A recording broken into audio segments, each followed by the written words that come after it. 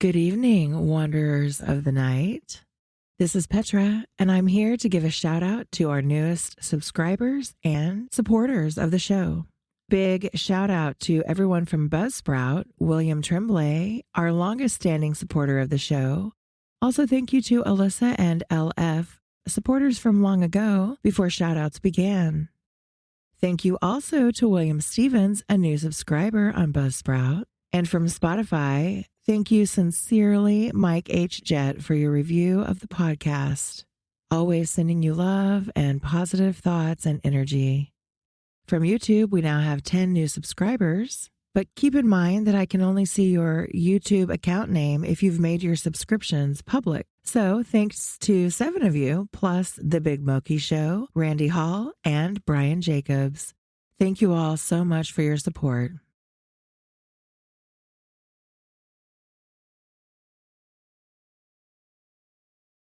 Welcome, wanderers of the night. For the next 31 nights, Petra's Dark and Dreamy invites you to step through shadowed corridors and moonlit graveyards, where the whispers of the uncanny and the echoes of the forgotten stir. Join us as we count down to All Hallows Eve with tales that chill, enchant, and linger long after the candle flickers out. Tonight, the darkness calls. Will you answer? Goblin Market by Christina Rosetti.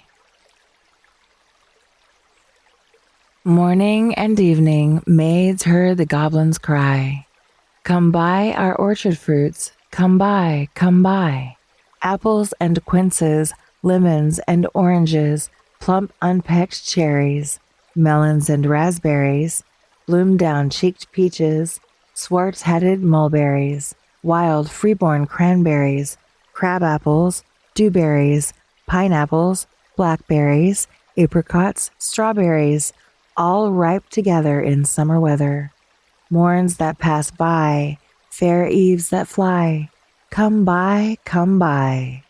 Our grapes fresh from the vine, pomegranates full and fine, dates and sharp bullaces, rare pears and green gages, damsons and bilberries, taste them and try. Currants and gooseberries, bright fire-like barberries, figs to fill your mouth, citrons from the south, sweet to tongue and sound to eye, come buy, come buy. Evening by evening, among the brookside rushes, Laura bowed her head to hear, Lizzie veiled her blushes, crouching close together in the cooling weather, with clasping arms and cautioning lips, with tingling cheeks and fingertips. "Lie close," Laura said, pricking up her golden head. "We must not look at goblin men. We must not buy their fruits. Who knows upon what soil they fed their hungry, thirsty roots?" "Come by," called the goblins, hobbling down the glen. "Oh," cried Lizzie, "Laura, Laura, you should not peep at goblin men." Lizzie covered up her eyes, covered close lest they should look. Laura reared her glossy head and whispered like the restless brook, look, Lizzie, down the glen tramp little men. One hauls a basket, one bears a plate, one lugs a golden dish of many pounds weight. How fair the vine must grow whose grapes are so luscious. How warm the wind must blow through those fruit bushes. "No," said Lizzie, "no, no, no. Their offers should not charm us. Their evil gifts would harm us." She thrust a dimpled finger in each ear, shut eyes, and ran. Curious Laura chose to linger, wondering at each merchant man. One had a cat's face, one whisked a tail, one tramped at a rat's pace, one crawled like a snail, one like a wombat prowled obtuse and furry, one like a rat-tail tumbled hurry-scurry. She heard a voice like voice of doves, cooing all together. They sounded kind and full of loves in the pleasant weather. Laura stretched her gleaming neck like a rush-embedded swan, like a lily from the beck, like a moonlit poplar branch, like a vessel at the launch, when its last restraint is gone. Backwards up the mossy glen turned and trooped the goblin men, with their shrill repeated cry, "Come buy, come buy." When they reached where Laura was, they stood stock still upon the moss, leering at each other, brother with queer brother, signaling each other, brother with sly brother. One set his basket down, one reared his plate, one began to weave a crown of tendrils, leaves, and rough nuts brown. Men sell not such in any town. One heaved the golden weight of dish and fruit to offer her. Come buy, was still their cry.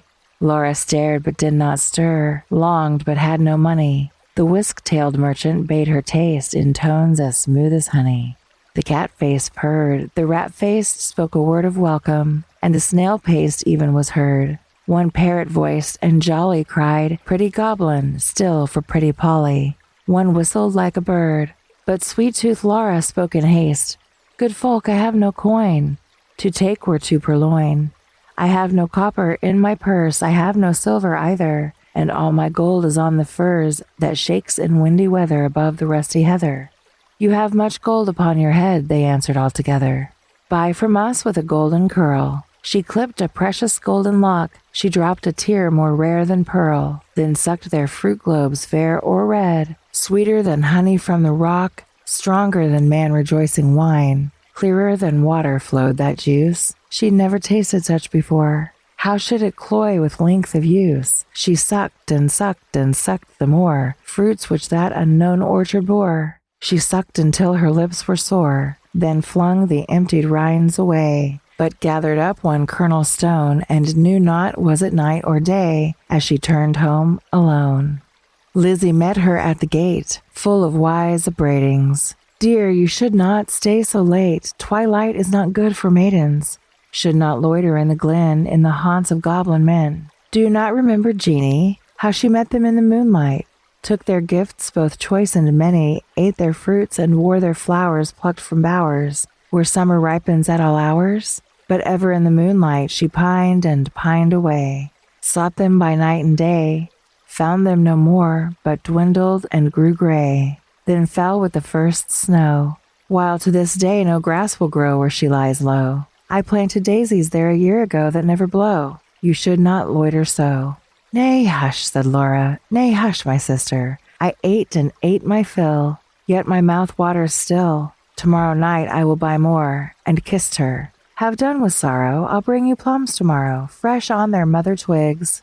Cherries worth getting. You cannot think what figs my teeth have met in, what melons icy cold piled on a dish of gold too huge for me to hold, what peaches with a velvet nap, pellucid grapes without one seed. Odorous indeed must be the mead whereon they grow, and pure the wave they drink with lilies at the brink, and sugar sweet their sap.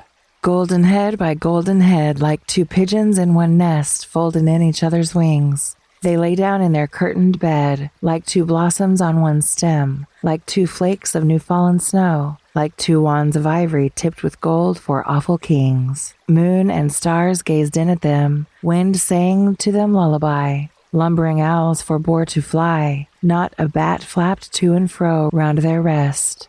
Cheek to cheek and breast to breast, locked together in one nest. Early in the morning, when the first cock crowed his warning, neat like bees, as sweet and busy, Laura rose with Lizzie, fetched in honey, milked the cows, aired and set to rights the house, kneaded cakes of whitest wheat, cakes for dainty mouths to eat. Next churned butter, whipped up cream, fed their poultry, sat and sewed, talked as modest maidens should, Lizzie with an open heart, Laura in an absent dream, one content, one sick in part, one warbling for the mere bright day's delight, one longing for the night. At length slow evening came. They went with pitchers to the reedy brook, Lizzie most placid in her look, Laura most like a leaping flame. They drew the gurgling water from its deep. Lizzie plucked purple and rich golden flags, then turned homeward, said, "The sunset flushes those furthest loftiest crags. Come, Laura, not another maiden lags. No willful squirrel wags. The beasts and birds are fast asleep." But Laura loitered still among the rushes, and said the bank was steep, and said the hour was early still, the dew not fallen, the wind not chill, listening ever, but not catching the customary cry, come buy, with its iterated jingle of sugar-baited words, not for all her watching once discerning even one goblin, racing, whisking, tumbling, hobbling, let alone the herds that used to tramp along the glen, in groups or single, of brisk fruit merchant men. Till Lizzie urged, "Oh, Laura, come! I hear the fruit call, but I dare not look. You should not loiter long at this brook. Come with me home. The stars rise, the moon bends her arc. Each glowworm winks her spark. Let us get home before the night grows dark, for clouds may gather, though this is summer weather. Put out the lights and drench us through. Then, if we lost our way, what should we do?" Laura turned cold as stone to find her sister heard that cry alone, that goblin cry. "Come buy our fruits, come buy." Must she no more such succulous pasture find, gone deaf and blind? Her tree of life drooped from the root. She said not one word in her heart's sore ache, but peering through the dimness, not discerning, trudged home, her pitcher dripping all the way. So crept to bed and lay silent till Lizzie slept. Then sat up in a passionate yearning, and gnashed her teeth for balked desire, and wept as if her heart would break. Day after day, night after night, Laura kept watch in vain in sullen silence of exceeding pain. She never caught again the goblin cry, "Come buy, come buy." She never spied the goblin men hawking their fruits along the glen. But when the noon waxed bright, her hair grew thin and gray. She dwindled, as the fair full moon doth turn to swift decay and burn her fire away. One day, remembering her kernel stone, she set it by a wall that faced the south, dewed it with tears, hoped for a root, watched for a waxing shoot. But there came none. It never saw the sun. It never felt the trickling moisture run. While with sunk eyes and faded mouth, she dreamed of melons, as a traveler sees false waves in desert drought with shade of leaf-crowned trees, and burns the thirstier in the sandful breeze. She no more swept the house, tended the fowls or cows, fetched honey, kneaded cakes of wheat, brought water from the brook, but sat down listless in the chimney nook and would not eat. Tender Lizzie could not bear to watch her sister's cankerous care, yet not to share. She night and morning caught the goblin's cry, "Come buy our orchard fruits, come buy, come buy." Beside the brook, along the glen, she heard the tramp of goblin men. The yoke and stir poor Laura could not hear, longed to buy fruit to comfort her, but feared to pay too dear. She thought of Jenny in her grave, who should have been a bride, but who for joys brides hope to have fell sick and died in her gay prime. In earliest winter time, with the first glazing rime, with the first snowfall of crisp winter time, till Laura dwindling seemed knocking at death's door. Then Lizzie weighed no more better and worse, but put a silver penny in her purse, kissed Laura, crossed the heath with clumps of firs at twilight, halted by the brook, and for the first time in her life began to listen and look. Laughed every goblin when they spied her peeping, came towards her hobbling, flying, running, leaping, puffing and blowing, chuckling, clapping, crowing, clucking and gobbling, mopping and mowing, full of airs and graces, pulling wry faces, demure grimaces, cat-like and rat-like, rattle and wombat-like, snail-paced in a hurry, parrot-voiced and whistler, helter-skelter, hurry-scurry, clattering like magpies, fluttering like pigeons, gliding like fishes, hugged her and kissed her, squeezed and caressed her, stretched up their dishes, panniers and plates. Look at our apples, russet and dun, bob at our cherries, bite at our peaches, citrons and dates, grapes for the asking, pears red with basking out in the sun, plums on their twigs, pluck them and suck them, pomegranates, figs.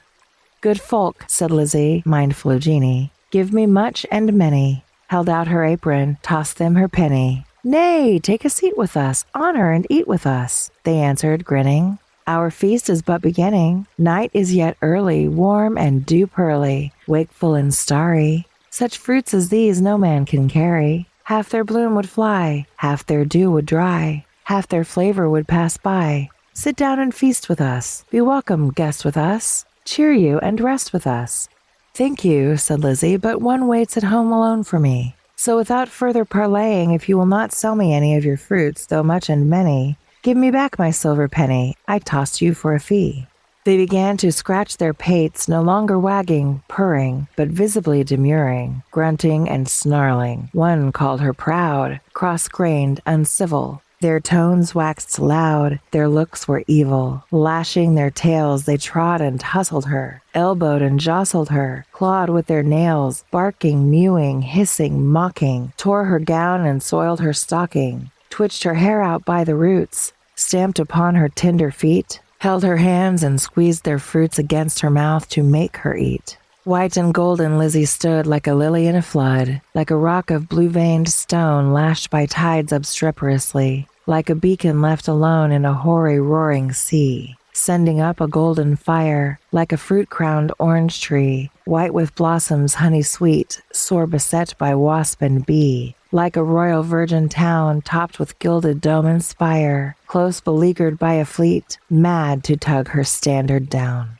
One may lead a horse to water, 20 cannot make him drink. Though the goblins cuffed and caught her, coaxed and fought her, bullied and besought her, scratched her, pinched her black as ink, kicked and knocked her, mauled and mocked her, Lizzie uttered not a word, would not open lip from lip lest they could cram a mouthful in, but laughed in heart to feel the drip of juice that syruped all her face, and lodged in dimples of her chin, and streaked her neck which quaked like curd. At last the evil people, worn out by her resistance, flung back her penny, kicked their fruit along whichever road they took, not leaving root or stone or shoot. Some writhed into the ground, some dived into the brook, with ring and ripple, some scudded on the gale without a sound, some vanished in the distance. In a smart ache tingle Lizzie went her way, knew not it was night or day, sprang up the bank, tore through the firs, threaded copse and dingle, and heard her penny jingle, bouncing in her purse. Its bounce was music to her ear. She ran and ran as if she feared some goblin man dogged her with jibe or curse or something worse. But not one goblin scurried after, nor was she pricked by fear. The kind heart made her windy pace, that urged her home quite out of breath with haste and inward laughter. She cried, "Laura, up the garden, did you miss me? Come and kiss me. Never mind my bruises. Hug me, kiss me, suck my juices squeezed from goblin fruits for you. Goblin pulp and goblin dew. Eat me, drink me, love me. Laura, make much of me. For your sake I have braved the glen and had to do with goblin merchantmen." Laura started from her chair, flung her arms up in the air, clutched her hair. "Lizzie, Lizzie, have you tasted for my sake the fruit forbidden? Must your light like mine be hidden? Your young life like mine be wasted, undone in mine undoing, and ruined in my ruin? Thirsty, cankered, goblin-ridden?" She clung about her sister, kissed and kissed and kissed her. Tears once again refreshed her shrunken eyes, dropping like rain after long, sultry drought. Shaking with anguish, fear, and pain, she kissed and kissed her with a hungry mouth. Her lips began to scorch. That juice was wormwood to her tongue. She loathed the feast.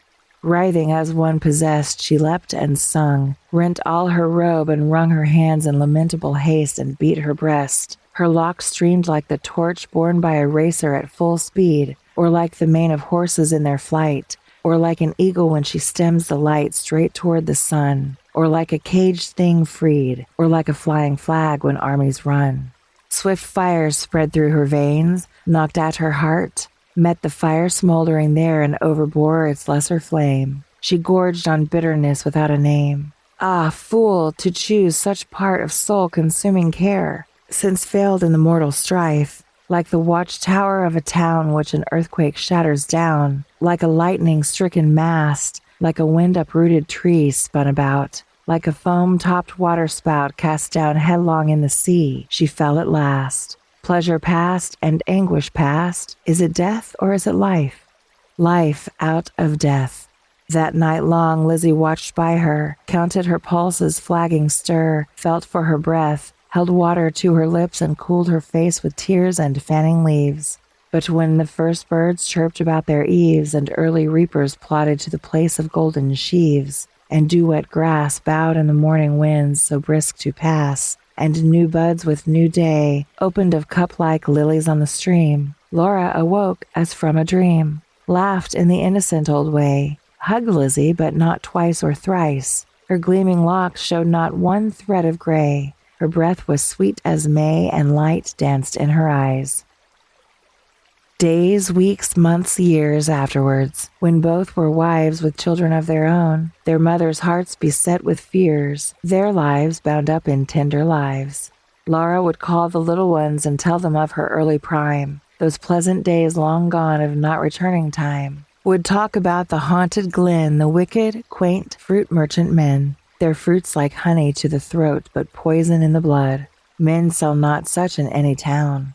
Would tell them how her sister stood in deadly peril to do her good and win the fiery antidote. Then, joining hands to little hands, would bid them cling together. For there is no friend like a sister in calm or stormy weather, to cheer one on the tedious way, to fetch one if one goes astray, to lift if one totters down, to strengthen whilst one stands.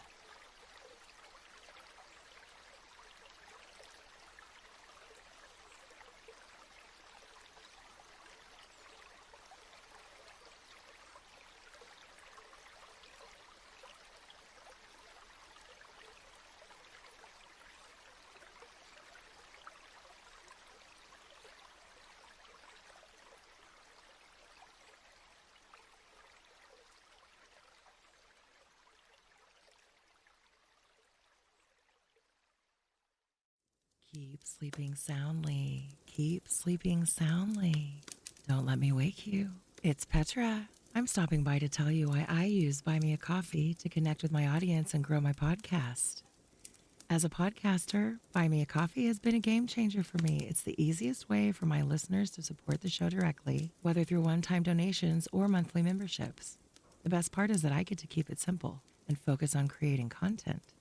I love it because I can unlock steady income with membership tiers and recurring support.